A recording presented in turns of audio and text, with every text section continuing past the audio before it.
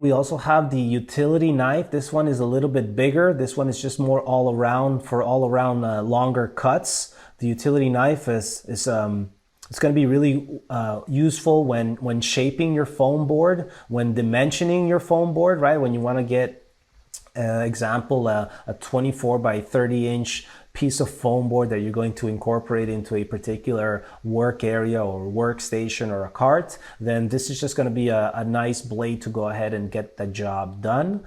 It carries 2 extra blades, and we also have the utility blade 10-pack replacement available as well if you needed more.